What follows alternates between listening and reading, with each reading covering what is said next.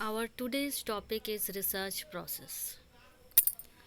Research process consists of a series of action or steps necessary to effectively carry out research. First step in the research process is formulating the research problem.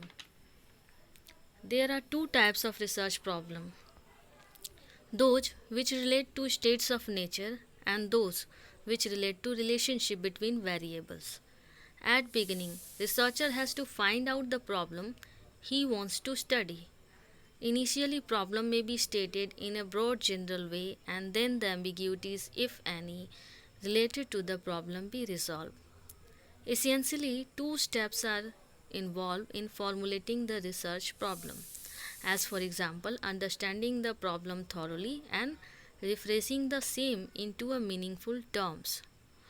The researcher must examine all available literature to get himself acquainted with the selected problem.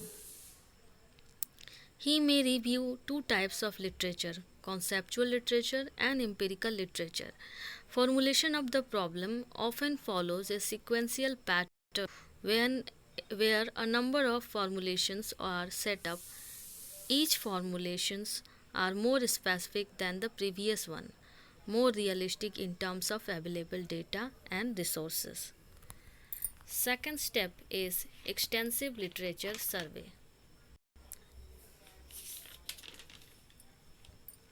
Once the problem is formulated, a brief summary of it should be written down. It is compulsory to write a synopsis of the topic before writing thesis. At this stage, researcher has to conduct extensive literature survey connected with the problem.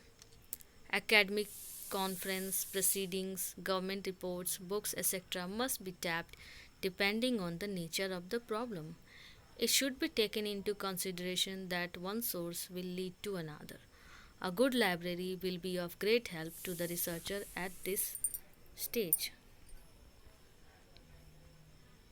Third step is development of working hypothesis. After extensive literature survey, researcher has to state in clear terms the working hypothesis.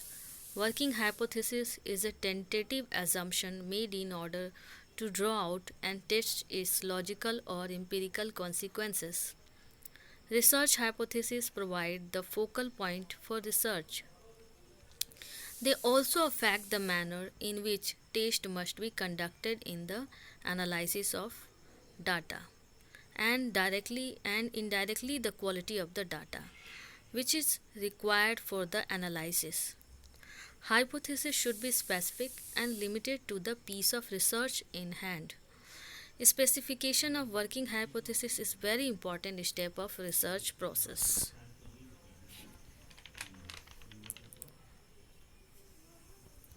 Fourth step is preparing the research design.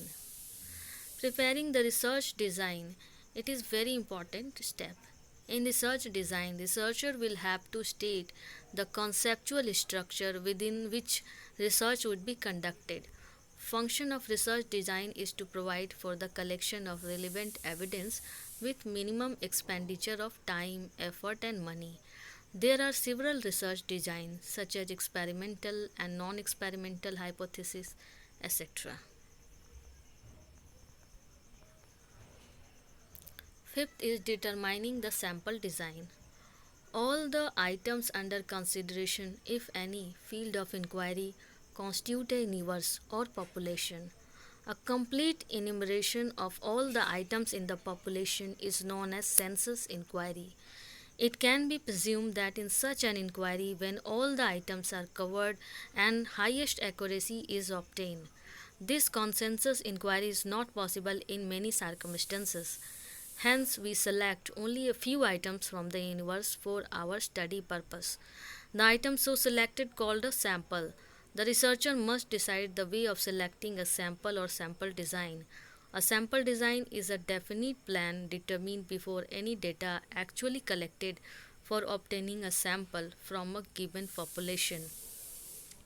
Deliberate sampling, simple random sampling, systematic sampling, stratified sampling, quota sampling, cluster sampling, and area sampling multi stage sampling, sequential sampling, etc. are kinds of sampling methods.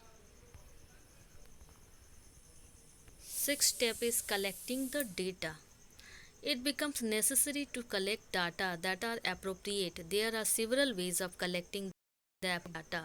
Primary data can be collected either through experiments or through survey, observation, personal interview, telephone interview, mailing, questionnaires, through schedules, etc. are the example of collection of data. The researcher should select one of these methods of collecting the data, taking into consideration the nature of investigation, objective, and scope of the inquiry. Seventh step is execution of the project. If the execution of the project proceeds on correct lines, the data to be collected would be adequate and dependable. If the survey is to be made by means of structured questionnaire, data can be readily machine processed. In such case, questions as well as possible answer may be coded. A careful watch should be kept for unanticipated factors in order to keep the survey as much realistic as possible. If some respondents do not cooperate, some suitable methods should be designed to tackle this problem. Analysis of the data. After the collection of the data, next step is to analyze them. The analysis of data requires a number of closely related operations such as establishment of categories, the application of these categories to raw data through coding, tabulation, and then drawing statistical inferences. The collected data condensed into a few manageable groups and tables for further analysis. Coding is done after categorization. In coding, data are transformed into symbols that may be tabulated and counted.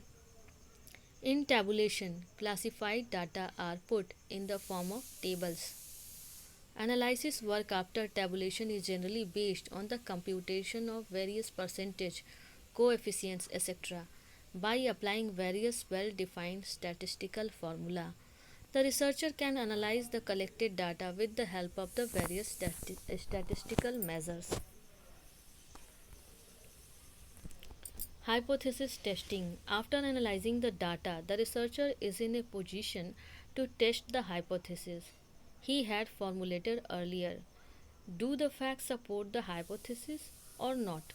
They happens to be contrary. This is a usual question which should be answered while testing hypothesis. Various tests such as T-square test, T-test, F-test have been developed by statisticians for this purpose. The hypothesis may be tested through the use of one or more of such tests depending upon the nature and object of research inquiry. Hypothesis testing will result in either accepting the hypothesis or in rejecting it. Next step is generalization and interpretation. If a hypothesis is tested and upheld several times, it may be possible for the researcher to arrive at generalization. As for example, to build a theory. As a matter of fact, the real value of research lies in its ability to arrive at certain generalization. If the researcher had no hypothesis to start with, he might seek to explain his findings on the basis of some theory. It is known as interpretation. Last step is preparation of the report or thesis. Finally, the researcher has to prepare the report or what has been done by him. Writing of report must be done with great care, keeping in view of the following. The layout of the report should be as follows: preliminary pages, the main text, and the end matter. At the end of the report, appendix should be enlisted in respect of all the technical data, bibliography, list of books, journal, reports, etc. consulted should be given at the end. Report should be written in a concise and objective style in a simple language, avoiding vague expressions such as it seems, there may be, and the like.